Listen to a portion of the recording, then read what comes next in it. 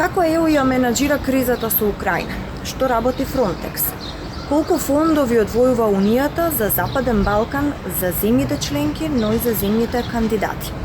Дали Македонија и Албанија повторно ќе извисат пред европската врата и овој јуни што се случува во Босна и Херцеговина? Европат во Будва. Останете со нас.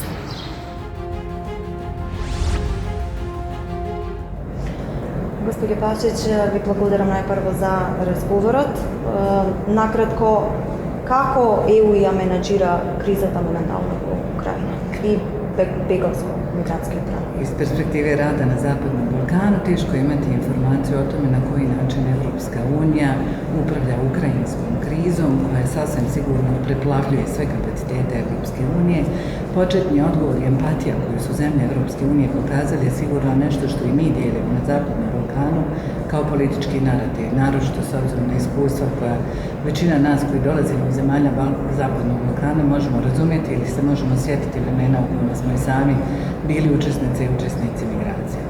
Kada je u pitanju naš konkretan okvir rada koji se odnosi prije svega na globalne migracije prema Evropskoj uniji koji dolaze iz pravca afroazijskih zemalja, postoji određena bojazan da će ukrajinska kriza možda i odvući resurse koji bi eventualno bili korišteni za kapacitiranje naših institucija i za uspostavljanje adekvatnog okvira upravljanja mješovitim migracijskim tokovima. Vjerujem da trenutni zastoj koji postoji indicije da je trenutni priliv ili influks osoba u pokretu koja dolaze iz pravca afroazijskih zemalja smanjen, međutim globalne migracije imaju neočekivane trendove i teško je povjerovati da će i ukrajinska kriza, čak i ako je privremeno usporila, u potpunosti zaustaviti priliv osoba koji pokušavaju svoju budućnost naći u zemljama Evropske unije. Ono što mi kao zemlje Zapadnog Balkana nastojimo raditi nekom savezništvu civilnog sektora, institucija koje su sigurnosnih struktura i danas u konkretnom slučaju i medija čiju pomoć i podršku tražimo, jeste da analiziramo svoje kapacitete, unaprijedimo mogućnost da razmenimo informacije, da ostvarimo bolju saradnju, ispunimo ljudsko-pravaške standarde koje smo preuzeli kao obavezu, ali da na određen način pokažemo i da smo kao zemlje koji su u procesu pridruživanja Evropskoj uniji u različitim fazama, kako smo već kategorisani, pokažemo da radimo na podizanju svoje spremnosti da bolje upravljamo mješovitim migracijskim tokom. Ако направите споредба од мигрантската криза сега што се случува и со која што се соочува ЕУ и Европа, со оглед на тоа дека има огромен бегалски бран, над 4 милиони бегалци од Украина и она што се случуваше во 2015, каква паралела би направили? Vrlo je nezahvalno povlačiti paralele. Mi smo skloni tumačenjima da je empatija veća ili manja kada to smisla na brojkите na pomoć. Ovo je kriza koja je eskalirala na tlu Europe i u određenom smislu je razumljivo da je izazvala bržu, snažniju, jaču reakciju, naročito uzevši u obzir da se zemlje Evropske unije osjećaju pod prijetnjom i da osjećaju potrebu da zbrinu i da reaguju brže. Vjerujem da je Evropska unija pokazala, možda je sporije išao proces, ali je pokazala razumijevanje i pokušaj da pomogne i u upravljanju migracijama iz afroazijskih zemalja. Ne bih prava, vrlo je sada u medijima prisutno poređenje, razmišljamo o tome da li su nam isti izbjeglice odavde ili odavde. Mislim da generalno ne trebamo gubiti vrijeme na to, da trebamo izanalizirati koji su dobri modeli, koje su nam mogućnosti na raspolaganju, da vidimo kako generalno da unaprijedimo sve oblike saradnje koje možemo, da primijenimo ono što je bila dobra praksa, na primjer Ukrajine, ako se pokažu dobre prakse, da možemo primijeniti na Zapadnom Balkanu kada je u pitanju upravljanja mješovitim migracijama. Какви фондови се одделуваат финансиски за земјите членки на ЕУ и каква е комуникацијата со оние кои што не се земји членки на ЕУ или кандидати и какви фондови за нив се одделуваат токму на оваа тема? Zapadni Balkan se vjerovatno uvijek osjeća kao da smo na repu kolone i mi nismo punopravne članice Evropske unije i nemamo pristup naravno svim fondovima i sredstvima. S druge strane, i Fond za azil, migracije, integraciju i individualno ili bilateralno Ministarstvo unutrašnjih poslova Evropske unije imaju spremne budžete i daju sredstva za pospješenje sigurnosne situacije na Zapadnom Balkanu kada je u pitanju upravljanje migracijama. Ne smijemo zaboraviti da većina sredstava koje dolaze iz zbrinjavanja osoba u pokretu također dolaze iz evropskih fondova i da je velikim dijelom, bez obzira što su države opterećene tim strašnim influksom migranata koji se u kratkim vremenskim periodima dešavao, ipak postojala financijska podrška Evropske unije. Možda ona nije dolazila uvijek u obliku ili na vrijeme kako bismo je mi očekivali, ali je sigurno olakšala i omogućila nešto na što mi kao zemlje ne bismo bili spremni odgovoriti sa skromnim budžetskim kapacitetima koje imamo na raspolaganju. Negdje ono što poredim, još čini mi se 2015. prvo je bila Sjeverna Makedonija koja je bila jako pogođena, u Bosni je kriza malo kasnila, ali onda nas pogodila možda i najviše u jednom momentu. Dešava se to da smo mi imali jedan dojam da je to nepravedno zbog toga što kao da odlučujemo o tome da li ćemo biti zemlje tranzita ili nećemo. Mi o tome ne odlučujemo. Globalne migracije su nezaustavljiv proces. Mi samo snalazimo na način da omogućimo dobre humanitarne koridore, podršku, da uspostavimo sve moguće sigurnosne procedure, ali svega radi sigurnosne situacije u našim zemljama, ali isto tako i da smanjimo rizik prema zemljama Evropske unije, jer je objektivno i to je jedan od razloga zbog kojih financije stižu na Zapadni Balkan za ove namjere. U svemu tome, zaista i u svakom obliku rada i sa institucijama i civilnim društvom, imperativ mora biti humano postupanje, imperativ mora biti da se ljudima omogući nestigmatizirajući, pristojan tretman koji je u skladu sa svim direktivama, konvencijama i zaštitom osoba u pokretu. Во време кога има огромна илегална миграција, кога се соочуваме со кријумчарење на мигранти, како ефикасно да се спречи илегалната миграција, во исто време да се заштитат оние луѓе кои што бегаат од војна? Значи, тука станува збори за деца кои што може би зад објективите и зад камерите скоро сите знаат дека голем дел од нив исчезнаа за време на балканската рута. Što više znamo o procesima migracija, više smo svjesni da postoji i ogroman broj ljudi koji koriste situaciju i koji kroz proces krijumčarenja ljudi iskorištavaju i one koji su u tom procesu na samom putu i koji postaju žrtve i koji su izloženi jako brutalnim oblicima nasilja, neizvjesnosti, koji godine gube lutajući negdje između Turske, Grčke, Sjeverne Makedonije i zemalja Zapadnog Balkana. Vjerujem da jedna inicijalna nespremnost koju smo možda kao državi imali ili jedan disbalans u tome koliko smo bili spremni da odgovorimo, može biti prevaziđena na način da snažnije razvijamo zajedničke mehanizme, da razmenimo dobru praksu, da čujemo šta je dobro urađeno u Sjevernoj Makedoniji kad je u pitanju suzbijanja krijumčarenja ljudima, šta mi možemo kao neka izlazna zemlja prema Evropskoj uniji ponuditi u smislu povratne informacije. Mi jesmo opterećeni nekim narativima bivše zajedničke. Зборувате на мрежа помеѓу Neka mreža formalne, neformalne, intenzivna saradnja, intenzivna razmjena, otvorenost, spremnost da vidimo da se nalazimo u jednom epicentru problema koji nas sve pogađa i mi možemo imati privremeno različite interese, ali mislim da općenito neki vid prevencije i spremnosti na odgovor može imati samo regionalni karakter. Улогата на Frontex, колку се ефикасни во овие моменти кога во ЕУ пристигнуваат од сите страни мигранти? Uloga Frontexa uvjetovana je stepenom do kojeg je svaka od zemalja napredovala u procesu pridruživanja Evropskoj uniji. Vjerujem da se i ona i sada reformira i da postoje neke tendencije da se na regionalnom osnovu pristupi i realizacija određenih sporazuma. U Bosni i Hercegovini su postojala određena ograničenja, ona nije bila u potpunosti vidljiva, iako je vrlo jasno iskomunicirana u startu, odnosno način na koji će biti račeni. Možda su naša očekivanja također prevelika. Negdje bih rekla da mi u zemljama regije očekujemo uvijek dolazak nekog kako će to pomoći završiti. Vjerujem da ima još uvijek mnogo neiskorištenih mogućnosti i za saradnju s Frontexom, gdje je potrebno da mi snažnije tražimo, zahtijevamo, apelujemo i analiziramo mogućnosti koje su nam na raspolaganju. Во овој период значително упаѓа довербата на ЕУ во регионот, тоа го покажуваат голем дел од анализите. Како да се врати довербата на ЕУ во Западен Балкан во време кога Македонија и Албанија чекаат датум? Што може ние да очекуваме во јуни? Teško je očekivati. Mi govorimo o o uvjetima za pridruživanje koji sada više nisu stvar stepena napretka, ispunjavanja uvjeta za pridruživanje, nego generalno reformirane političke situacije u Europskoj uniji koja je promijenjena preko noći. Mi možemo debatovati je li to bilo očekivano, nije bilo očekivano. Ukrajinska kriza je promijenila sliku i budućnosti Europe, to je sasvim sigurno, i možda dodatno problematizirala i način na koji ćemo mi pristupiti.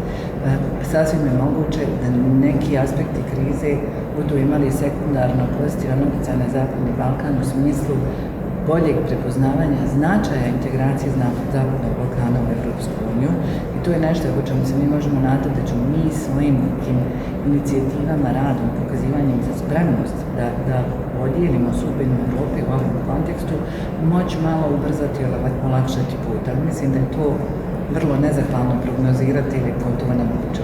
За крај, како гледате на овој предлог што го кажа францускиот председател Макрон за формирање на европска политичка заедница?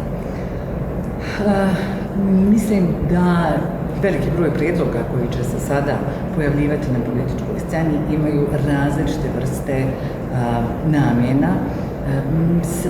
Svaki vid konsolidacije, udruživanja zemalja u Evropskoj uniji i onih koji imaju tendenciju ili želju da pristupe Evropskoj uniji može imati izrazito pozitivan aspekt, međutim sve je stvar političkih interpretacija i koliko ćemo mi uspjeti iz toga iskoristiti za sebe. Господине Малагич, најпрво ви благодарам за одвоеното време. Етничката димензија е една од темите основи, ако можеме да кажеме, на постоењето на вашата земја. Како гледате на доаѓањето на оваа популација, на оваа миграција сега во Босна и Херцеговина? Dakle, Bosna i Hercegovina je jako složena i po svom ustavu, po uređenju, a i neka rješenja kad su bili u pitanju izazovi, dakle pa i migracije, su kod nas dobijaju posebno složeno dio, tako da sva rješenja koja recimo postoji u nekim drugim državama i koja bi trebala da se primjeni kod nas obično nisu, teško ih je primijeniti upravo zbog te naše specifičnosti i našeg uređenja. Ali možda je to za nas dodatni izazov da u svim tim krizama koje se dešavaju nađemo najbolja rješenja i možda na teži način, ali da uspijemo neke stvari da stavimo u kontekst rješavanja problema, u kontekst migracija. Evo, mi smo za razliku od Makedonije koja je to na najteži način proživljavala 2015. godine, nama se to dešavalo od kraja 18., 19. pa 20. godine. Imali smo tu i neka iskustva i znali smo šta se dešava, ali zbog našeg uređenja to je bilo malo teško provesti, ali smo uspjeli. Dakle, sada kada mi već u ovom trenutku, dakle, i organiziramo i ove neke skupove gdje na regionalnom nivou govorimo o rješavanju pitanja migracija, dakle, to govorimo o jednom mirnom okruženju, dakle, kada već nemamo krizu, kada već imamo neku migrantsku situaciju, odnosno imamo situaciju koju možemo da upravljamo i da to nije problem veliki ni za migrante sa tog nekog humanitarnog aspekta, ni za nas kao sigurnosne agencije sa sigurnosnog aspekta, a naravno da možemo da ispunimo sve ono što su osnovna ljudska prava tih ljudi koji tranzitiraju kroz sve naše zemlje, praktično kroz cijeli Zapadni Balkan. Може ли да ми дадете еден пример како менаџирате? Со оглед на тоа, вие не сте транзитна земја или одреден дел. И мислам дека имате, колку што знам, дека имате и кампови. Mi imamo i kampove, ali smo uglavnom tranzitna zemlja. Dakle, ne razlikujemo se puno od zemalja drugih na Zapadnom Balkanu. Mi nismo zemlja odredišta za migrante, svi oni su na putu i žele da dođu do zemalja Zapadnog Balkana, mi smo svi svjesni toga. Naravno, možda je specifičnost Bosne i Hercegovine, pošto smo mi, ili ako je Makedonija na ulazu iz Evropske unije, mi smo zadnja zemlja na izlazu njihovom ka Evropskoj uniji. Možda je ta granica malo čvršće čuvana, nekad se malo duže zadržavaju, zbog toga je bilo i tih nekih stvaranja većih džepova i zadržavanja u Bosni i Hercegovini, ali dakle danas govorimo o brojkama koje su drastično manje u odnosu na raniji period, što zbog toga što je ruta već djelomično promijenjena, a i zbog nekih mjera koje su poduzimane na pitanju zaštite vanjskih granica. Kako ќе менаџирате бранот на бегалци и мигранти од Украина? Дали има поголем бран на мигранти и бегалци? Каде ги сместувате? Како се грижите за нив? Dakle, u Bosni i Hercegovini sada trenutno su migranti... С оглед на тоа дека Босна и Херцеговина не е на рутата на украинските бегалци, но сепак е огромен бран на бегалци, станува збор за милиони кои што се движат низ границите, низ Европа. Dakle, kada govorimo o migrantima koji idu iz ovog afroazijskog dijela, mi sada, evo, danas govorimo da je ta brojka ispod 2000 koji se nalaze u kampovima u Sarajevu, dakle u blizini Sarajeva imamo 2 kampa i imamo 2 kampa na zapadu Bosne i Hercegovine, odnosno na samoj granici sa Hrvatskom. Jedan je kamp za samce, a drugi kamp je namijenjen za ove najugroženije kategorije, dakle to su porodice sa djecom. Tako da je situacija dosta podnošljiva, dakle nema tih nekih, to se vidi u medijima, dakle nije ta priča oko migranata više interesantna iz prostog razloga zato što je situacija, ajde kažemo, normalizirana, dakle oni nisu toliko vidljivi, većina njih je smještena u kampove. Uspjeli smo recimo u prošloj godini izgraditi jedan vrlo dobar prihvatni centar u blizini Bihaća koji je urađen po prilično visokim standardima, tako da s te strane nisu vidljivi. Naravno, situacija ne možemo nikada biti sigurni da će i ostati tako, da će se nastaviti. Vidimo da se u svijetu dešavaju vrlo brzo neke krizne situacije koje produciraju velike pokrete ljudi. To je recimo, nedavno je to bio slučaj sa Ukrajinom, gdje smo, kao sve zemlje u okruženju, se suočili sa tim. U ovom trenutku brojke ljudi koji dolaze u Bosnu i Hercegovinu su relativno male. Dakle, mi govorimo oko 250 ljudi koji se nalaze u Bosni i Hercegovini. Mnogo njih je ušlo negdje oko 5000, ali veliki broj bio samo u tranzitu, dakle u prolasku. Vrlo malo broj se zadržava. Ne znamo ni kakva će situacija biti upravo u Ukrajini, koliko će to dugo trajati, da li će biti dodatni pokreta ljudi i kako će se to naravno se reflektirati, ali dakle, u ovom trenutku je situacija tu praktično vrlo normalna, dakle, sa tim projektom. Како гледате на предлогот на францускиот председател Емануел Макрон, кој што пред неколку денови за време на своето обраќање на 9 мај кажа предлог за оние земји кои што чекаат, кои што сакаат да станат земји членки на Европската Унија, предлог да тоа биде една европска политичка заедница. Во поширок круг тука би спаднали, би влегле, да кажеме, Украина, некои од земјите, Босна и така натаму. Колку е ова прифатливо? С оглед на тоа дека Западен Балкан сака да влезе во Европската Унија? Svakako to je politička odluka, treba da bude, da se napravi neka nova zajednica. Znamo da neke ideje o udruživanja, recimo na Zapadnom Balkanu, su različito dočekane u različitim zemljama. Mislim da mi svi još uvijek težimo da budemo na toj putu ka punopravnom članstvu u Europskoj uniji.